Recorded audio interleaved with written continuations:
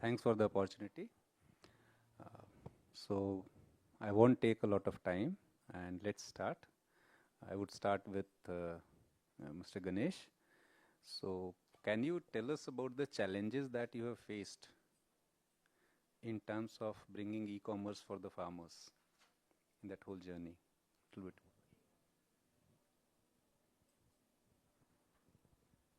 Hello. Good afternoon, everyone. So it is more the challenges that the farmers are facing today in the face of a slower rate of agri economy growing as compared to the national economy. Uh, the farmer today is faced with multiple challenges. There is climate change that is happening. There is lack of productivity, and farm incomes are at a low. In fact, it is lower than the minimum wages in many districts, and it is in this light that the farmer is trying to survive and keep pace. At the same time, as a national priority, it is important for the agri economy to also quickly speed up. In this background, what ITC has been doing, it's been with the farmers, working with the farmers for more than 100 years. And we have sort of developed this value chain across 22 states with physical presence where we influence the crops that have to be grown, and that being the produce, we collect those produces, and we have actually built a value chain that extends into our FMCG brands. You would have heard of them as Ashirvad, Sunfeast, Bingo, etc. So that is the whole value chain. Now, in this, what we have gone ahead and layered for the last 4 years is a digital app called the ITC Mars. And with this app, what we are able to do is, because of our physical presence as well as this digital tool, we are able to provide access to the farmer without him needing to travel to experts. First thing, we are able to geotag the farms. So it is the base for any traceability mechanisms in markets. We are able to understand with our local presence the soil conditions that are present at the farm. We've got technologies that have got incorporated into these farms at a regional level, where one is able to understand the soil chemistry, and we have experts in our panel who, through the app, are able to give the advice on what should be the inputs that need to go into the soil for what crop. Second, we are able to advise the farmers the right seed for that area, that geography, that agroclimatic condition. And therefore, wherever possible, we are working with seed companies and connecting the right seed into the right geographies, and therefore influencing the farmer to use those seeds. So when you see at a farm level, it is seed, soil, package of practices that help increase productivity or production. And that is the main theme around which we have built this. Layered into this technology of ITC Mars is also the tie-ups that we have that help predict weather, both at a local, immediate 1 week level, and also in a longer term level. And we are able to now educate them on the dangers of climate change. Now, when you say climate change, you have a shorter winter, you have temperatures that are going up during the winters itself in different parts. So you need shorter crop cycles. Shorter crop cycles means seeds that work and in that period and are able to beat the heat before the heat stresses come in. Now, when you are able to influence these, the farmer is responding very positively. And at the end of that, there is an output that the farmer is producing. What we have done now is we have layered onto this the whole farmer producer organization that the Prime Minister has also set about. So 10,000 FPOs is the national mission at this point in time. 2,000 have been started by ITC. So we have aggregated farmers at a local level from 300 to 1,000 farmers in villages. And these farmers now use the app, go about producing it, experienced yield increases from 10 to 28%. Then we are able to pick up this quality produce and then access them markets. One of the markets being our own FMCG brands. The other is to take it to other markets and exports in doing this whole market connect activity at the farm end. So this is today prevalent in 10 states. We have connected to about 1.7 million farmers, 1,600 FPOs, and that is how we are slowly building this scale by which the farmer is positively influenced for greater production, higher incomes, and we are beginning to plan his whole crop calendar for the full year, basis the weather, basis the various predicaments that they face time in and time out. Layered with the FPO, we are also able to do other non-farm activities as businesses in the near future, and that is how we are planning this as we go forward. Thanks a lot, Ganesh.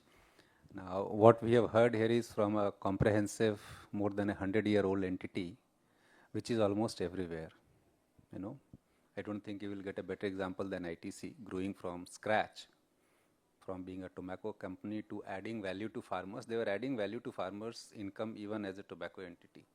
You know, for growers, they are one of the large income, but as a FMCG. So if I have to really look at food, right, truly from soil, preparing the soil, pH, water, weather, even wind temperatures, lot of it really impact farmer crop. Just to give you an example, a 5-degree increase in temperature may reduce your productivity by close to 20-25%. So if we didn't have these harsh winters, possibly our wheat productivity would actually be lower. From there to technology. So when you look at technology, I don't think we ever talked about that IT is truly a differentiator or a value model.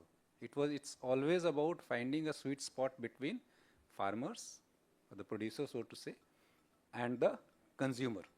And in between, there is a lot of value add that someone like ITC does. I can go on and on, but let me go to another gentleman, which is from Ninjacart.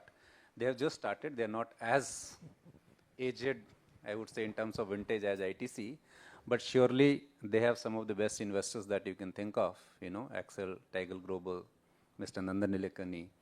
And they are completely focused on agri value chain, especially in fresh fruit and vegetable space. You know, from a very broad-based entity like ITC,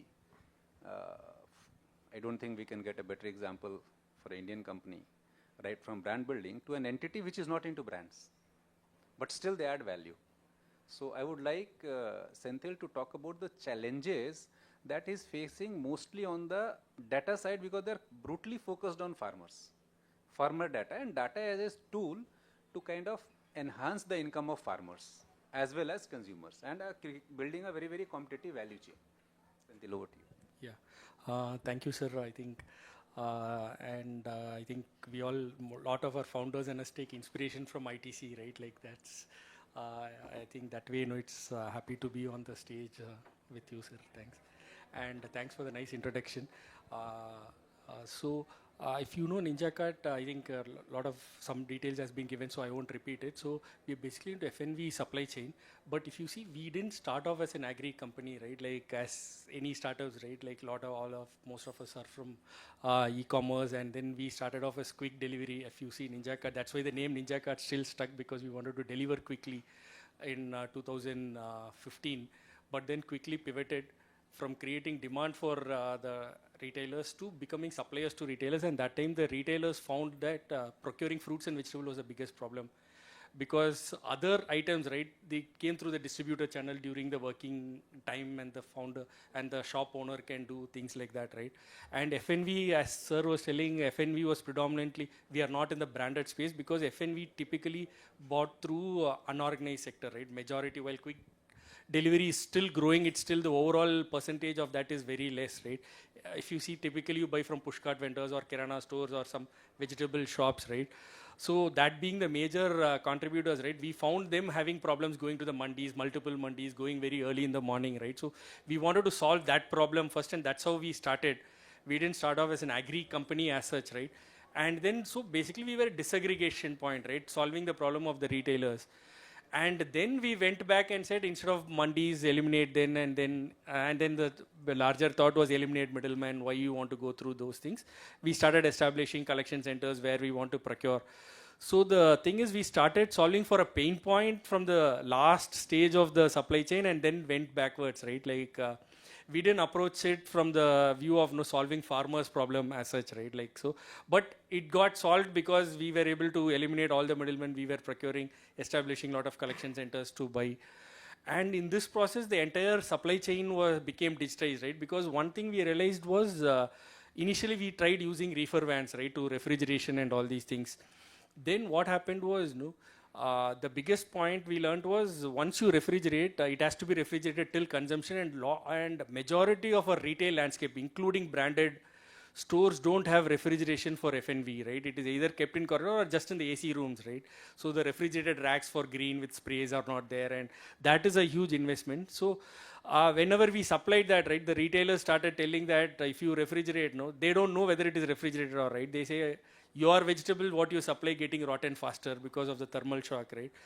Then we realized, instead of going the reefer, because we cannot influence and ask all the kirana stores to refrigerate and all these things, we said then we'll have to look at quick transfer from the farmer till the retailer point, right? So then we said that we achieved, so now all the procurement, once the procurement was within 12 to 15 hours, the produce reaches the retailers. So for that, we had to digitize our entire supply chain. And a benefit of that, a side tangential benefit of that, is what this technology we have built, right, for small retailers where we have to aggregate demand, plus small farmers where, because most of our farmers are less than 1 acre, right, with whom we procure, right, and entire supply chain, trucks, warehouses, collection center, distribution center, that itself became, right, and a lot of other startups in other developing countries wanted to build such, and that itself became a business unit for us. And now we are there in Brazil and Philippines with some companies there where they are implementing the same technology, like Arado in Brazil and Mayani in Philippines, right? They are using all these management tools. So that itself has become another component. But I think keeping that aside, so we tried solving for all these things, and that's how the tech component came in, right? Like, because one thing we have to realize, it's not only the farmers which are small in India, especially from the FNV, right? The retailers are also very small. Their working capital is also poor. It's not that even if you push the fruit and vegetable, they don't have the working capital to increase their stock, take that risk of stock, right? So then we build a credit layer to arrange working capital for them from NBFCs and things like that. So here, and when we do this, right, over next 2-3 years, we had been doing this for 5-6 years, then we realized these are, whatever we have built is suitable only for local supply chains. So we have to build something for national supply chains, right, because a lot of what we eat are not grown within 200 kilometers, right? It comes from, so then we built a trading platform where traders can involve, and then there, which is much more where we stand guarantee for payment, where we are much more involved, where we stand guarantee for payment, we arrange working capital needs and things like that. So that's where we leverage data. So what we thought, instead of eliminating middlemen, right, what we are involved mostly in trying to solve the structural problem, because initially we were also bent upon the idea of eliminate all middlemen. Then we realized they're middlemen for a purpose because of a problem, right? We have to solve for structural issues. For example, there were trust issues, right? There were traders who used to trade in a market and then disappear without paying and things like that, right? So people are reluctant to trade with new players and things like that, right? That is the friction. We found that in FNV, one source-side trader was willing to, on an average, was supplying to 14 or 15 demand-side traders. They are not willing to trade anywhere else because they have to collect money and things like that, right? Like, because see, even though FNV is denotified, right? Think of a farmer, technically, right, who's in Kolar, loads a truck of tomato just landing up in Delhi. It's very really difficult for them to do, right? Like, or if he sells online, he wants somebody to make the payment and things like that. A lot of platforms didn't focus on that aspect, right? They were initially focusing on only discovering the counterparty and then price discovery through auctions, right? So what we are, and a lot of these people didn't have this thing also, didn't have working capital. So we built something called Agri Trade Bureau score for these traders to find who are the trusted traders. Now across 150 cities, we have built a trusted network of traders based on data, right? Like, so since a lot of it is not digital, because we have to see background data where data is not digital and things like that. And we have built that score, but it's most internal score, where based on which we are now almost 5,000 network across 150 towns, where no, we say that if you trade with these are trusted parties where we can stand guarantee for your payment and things like that, right? And we have arranged working capital, they can scale their businesses. So this is what structurally we are trying to solve, so that no, we might not work with directly with the farmers in the trade segment, but it reduces the number of intermediaries, and the traders are also, we found that no, when you traders get, so almost 45% of the traders, this is the new to credit, they've never accessed money from formal, so they were paying farmers slightly more earlier because their cost of capital went low and things like that. So this is how we leverage data and technology for our supply chain. I think, as you might have noticed by now with these two speakers, that rural is not cheap. At one end, you have the global entities through World Trade agreements and bilateral agreements and whatnot. They want access to Indian markets, and specifically Indian agricultural markets, dairy markets, right? At the other end, we have a set of entities who are punching above their weight to kind of address meta issues, so to say. Structural issues around credit, structural issues around data privacy, structural issues around distribution supply chains. Now, as we go deeper into digital or rural e-commerce, I would say digital is a great leveler. Digital public infrastructure has made a significant difference. The payments, the small ticket payments, it's a global example, no need to be repeated anymore. But credit is something which still remains unresolved. And let me take back in 2006 when I was part of starting Safal National Exchange, that was first ever fruit and vegetable exchange. We have someone who even predates that. It was Mother Dairy Safal which was the first organized fruit and vegetable retailer, if you leave away Nilgiris. Nilgiris remain the oldest retail chain in India, so in a very, very similar way to Formal, okay? There have been many entities that have come and gone. There was Tata Khetse, there was Bharti, which tried to bring in Rothschild. They ended up having Del Monte only, okay? So now, I would like to ask someone who has been a veteran in the space. He has seen it from an input side, from organized retail side, as well as the electronic market side. See, markets are public goods, okay? And it's the job of a regulator. So if you look at stock exchanges, they're very well done markets. We are among globally the best equity markets.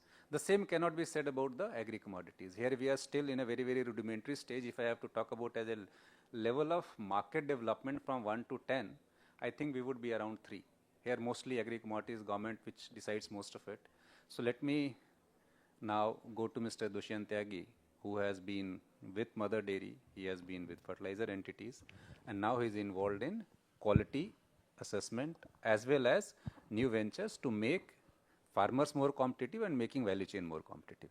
So Tyagi, just share us in brief, what is it that could make rural e-commerce more competitive?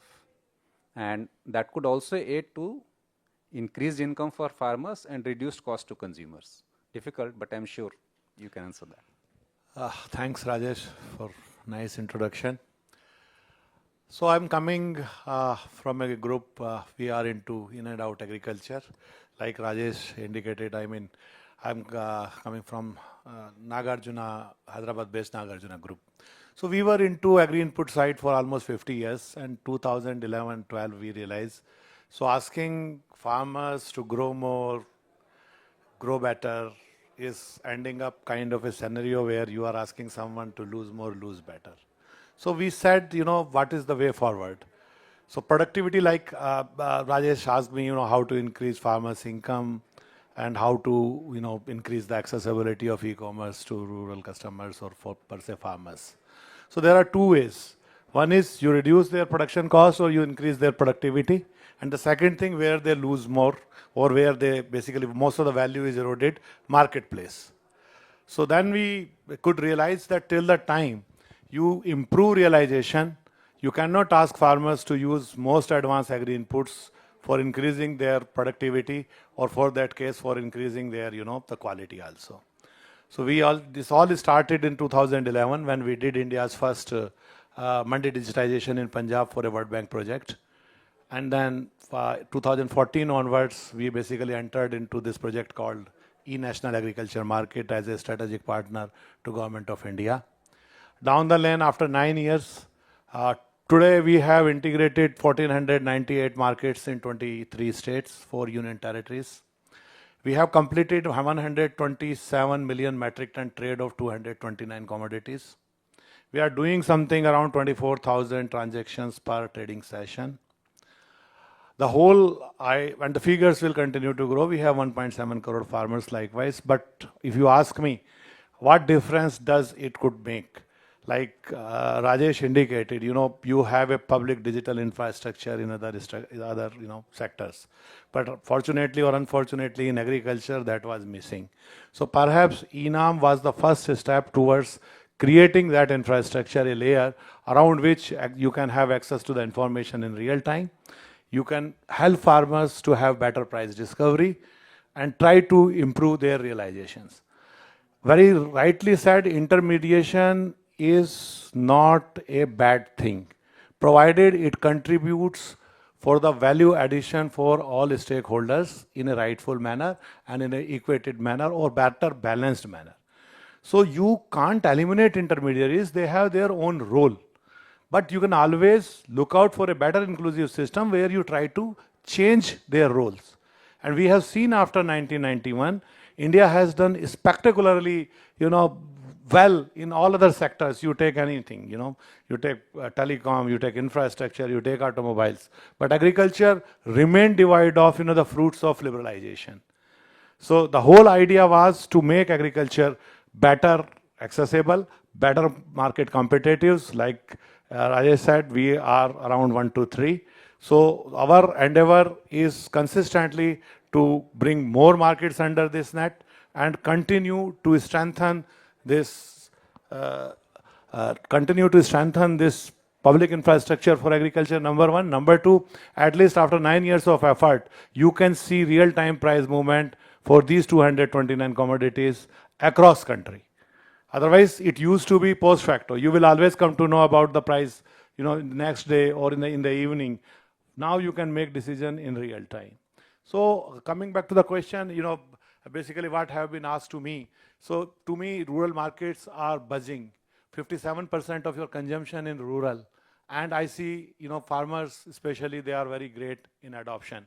And they have proved in this India.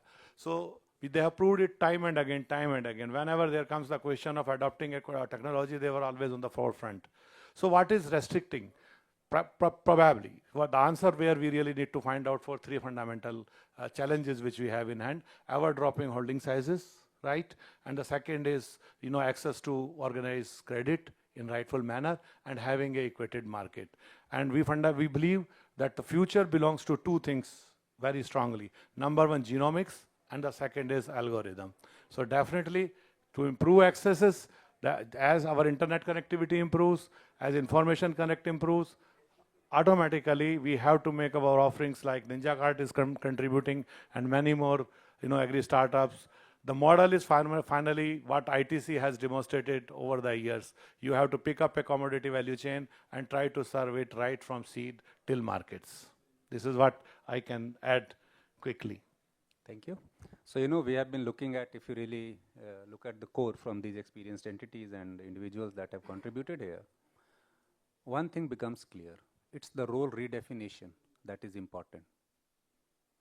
If you are in the last mile, whether in organization, farming value chain, or in any setup or not-for-profit, you don't have a choice. People will inundate you with information, inundate you with products and services. So that's about farmers here in this commodity value chain, if we have to say so. And there are another set of people. So, they remain at the forefront because the world ends there. There is nothing else beyond them. You have to farm, right? Then there is these intermediaries. Globally and through empirical data, it has been proven there are 2 people who are the quickest in decision making. And the one who adapt very fast. One is a driver. He has to take split-second decisions. And second is the trader. And it's global. And it's not limited to agri value chain intermediary. Okay. So all of us have seen here role redefinition is at the core. how do we redefine the role of existing value chain and intermediaries so that this whole value chain becomes more competitive. At one end, you have something like ENAM. We piloted it way back in 2009. Government of India adapted it in 2014-15, and thereafter it has been being scaled up. You have heard the story from the person who has been doing it. Now let me take a pause here and look at someone who does not have the experience as we really speak. She is mostly, I would say, one of the very, very good role models for young women, entrepreneurs and all. She has come in with a very, very clear experience of adding value. And remember, it's the value add that makes a difference. Today, PLIs, whether it's in EV or in smartphones, is still about adding. We are not at the core of the value addition. We are not still manufacturing the cutting edge chips and all, okay. But here is someone who is bereft of any history. She wants to be Amul of rural distribution. And let me tell you, Amul, while it does not predate ITC, but has given some of the major leaders in agri value chain across to the corporate India. So here is Sireesha. She runs a new entity. I would like her to introduce at the same time. In brief, give us the challenges that he has faced in the distribution. So it's about the innovation is distribution. Quick commerce does not exist only in urban area, it does exist in rural India. Over to Sireesha. Okay. Thank you for this opportunity, and I'm so privileged to share the stage with these legendary. As you rightly said, and thank you for that great introduction. Okay. So the challenge, before I could answer the question, what are the challenges we faced? Value addition, I just would like to say it in one single line. What did we do in Potlam? Okay, before that I think I need to start my introduction. So I'm Sireesha, the CEO of Potlam, which is a 4.5 years old company in the rural part of India. We operate in Andhra Pradesh and Telangana with somewhere around 11 pin codes. We cater our services to 11 pin codes. So what did we do in Potlam is we aggregated the farmers nearby to those rural part or the places. Okay, we aggregated them, and what value addition they got is we cut down the middlemen. So we acted as a bridge between the farmers and the customers. So how did we do this? This is a question, right? So as I told you, we are 4.5 years old company. We have the data. So we know what you are consuming at your home. We have the list, whether you're consuming potatoes, you're consuming tomatoes. So we give the farmers a list of calendar to produce in certain seasons or certain period. So what do? We pay them on time. First we aggregate the farmers, we pay them on time. That is, first thing, we cut down the middlemen. There is no middleman. When there is no middleman, there is no cost, additional cost. We did that. Secondly, we have added something called calendar. We tell farmers to produce this. This is what our consumers or our customers eat. Please get these to our baskets. So this is what is happening in Potlam for past 4.5 years, and we have 2 lakh plus happy customers. And we are doing great in the rural part of India. I think what we added as a value addition is paying them on time. Once you deliver your product, we pay them immediately by end of the day. Once you have that in place, farmer will be able to produce good seeds or whatever, because of this, I mean, the middleman. I do agree with these guys that there is, you need middlemen for a few things, but for few things, I think we can cut short those middlemen. That is what I mean, we did in Potlam, and it's going great. And the value addition is the part which I have already told you. And I think we are the first one to give a calendar to the farmer, because my customers eat this, you just produce it, and there is absolutely no wastage, and they could produce that. This is what we are doing it, and I think it's a value addition. So let me draw down from my own experience in organized retail what Sireesha is trying to do, and from various policymaker decisions. She may not realize it. It's called consumer-led production by farmers. Many of us sitting here have tried, and we know how difficult it is to do. And if she really doing it, I would say 3 cheers to her, and please clap her for the initiative she is taking. You know, farmers producing what consumers want. That's one big thing. Okay, it's not easy. Second, she talked about something else. She said, cut down. I think what she wanted to say was make value chain more efficient. And in addition to that, she is doing something where, she is not looking at rural as farmers only. Many of us are manufacturing entities. So if I look at ITC, it's a brand owner. They create brands.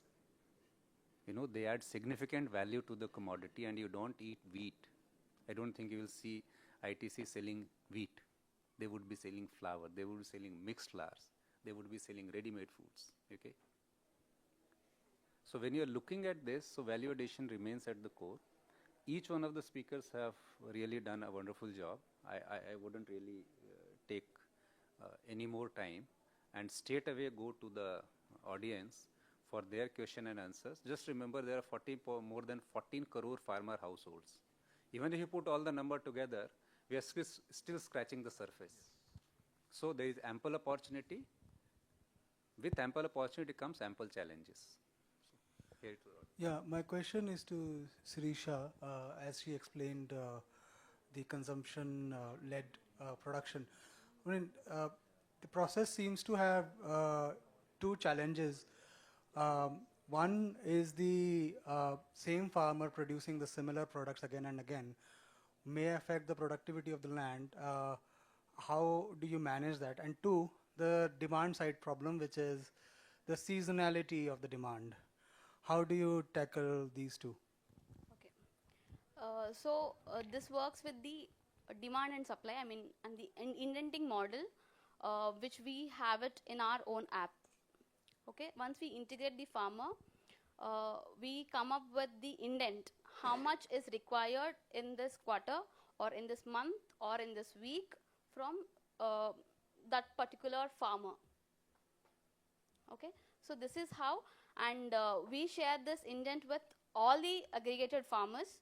I mean, if you are, for an example, if you are looking for tomatoes, then what I do for the 10 farmers who could produce tomatoes, we send the indents with maybe the ripeness or whatever the conditions. Farmer comes up with the how many kgs they could send it back to us, and this is possible only if you have clear consumption data and a medium of communication. If you could communicate, I'm sorry, if you could communicate this to farmers, I think we can eradicate this overproduction. Maybe I will request Ganesh to kind of add, because you are the one who has done most of his questions, maybe, in addition to that new piece here. So, see, theory is there, and theory says you need crop rotation, right? That is to answer your first question. And therefore, if you see an FPO of 1,000 farmers, there is a crop planning that you can do, and there's a way by which you can rotate the crops through their company, right? They are a company as an FPO. They have a board of directors, and they are supposed to be able to plan crops by rotating. And when you layer this with awareness building, right, you have the soil data and at a geotag level of every individual farmer.